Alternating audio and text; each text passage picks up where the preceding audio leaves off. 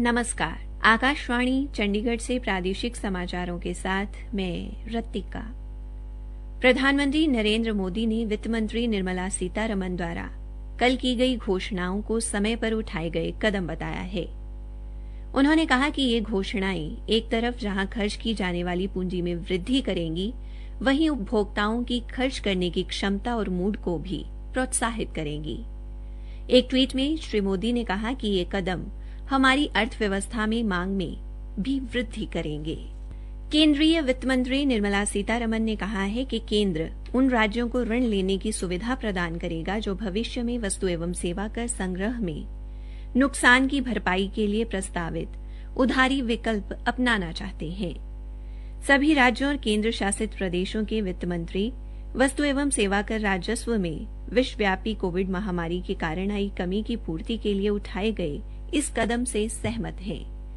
नई दिल्ली में मीडिया को संबोधित करते हुए श्रीमती सीतारमण ने बताया कि 21 राज्य और केंद्र शासित प्रदेश खुद पैसा उधार लेने के लिए सहमत हो गए हैं, लेकिन इस मामले पर पूर्ण सहमति की प्रतीक्षा की जा रही है। उन्होंने कहा कि वस्तु एवं सेवाकर परिषद उन शेष राज्यों के मतभेदों पर विचार विमर्श करेगी जो केंद्र को उनकी तरफ से उधार लेने को कह रहे हैं। वित्त मंत्री ने कहा कि अगर केंद्र उधार लेकर राज्यों को देता है तो इससे सरकार और निजी क्षेत्र दोनों के लिए उधार लेने की लागत में वृद्धि होगी।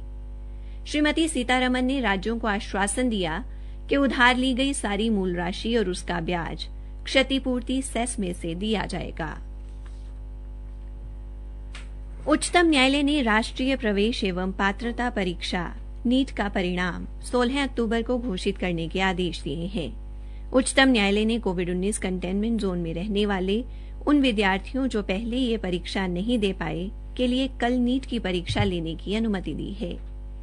शीर्ष न्यायालय का ये आदेश महान्यायाधिकर्ता तुषार मेहता द्वारा अदालत को ये जानकारी दिए जाने के बाद आया कि राष्ट्रीय परीक्षा एजेंसी उन विद्यार्थियों के लिए नीट परीक्षा आयोजित कर रही है जो कोविड-19 कंटेनमेंट जोन में फंसे होने या कोरोना वायरस से संक्रमित होने के कारण परीक्षा नहीं दे पाए।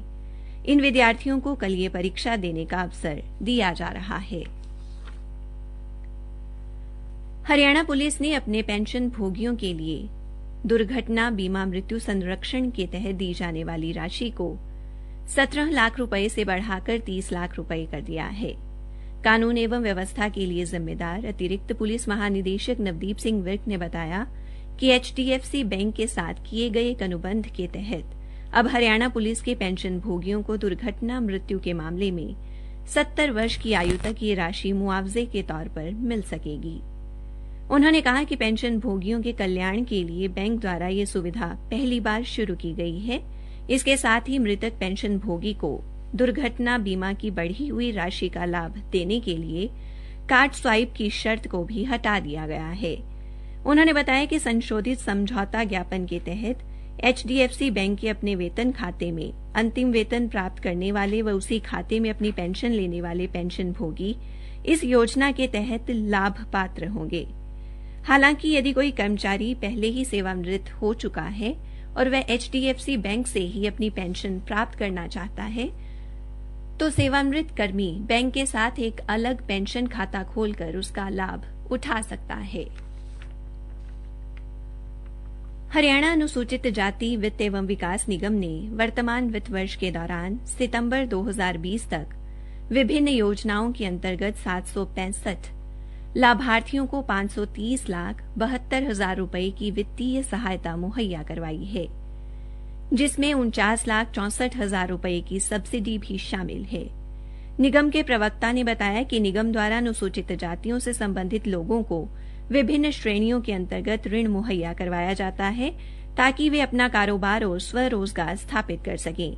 इन श्रेणियों में कृषि एवं संबद्ध क्षेत्र, औद्योगिक क्षेत्र, व्यापार और कारोबार क्षेत्र और स्वरोजगार क्षेत्र शामिल हैं। राष्ट्रीय अनुसूचित जाति वित्त एवं विकास निगम की सहायता से लागू योजनाओं के तहत भी उन्हें वित्तीय सहायता प्रदान की जा रही है। इसी के साथ प्रादेशिक समाचार समाप्त हुए।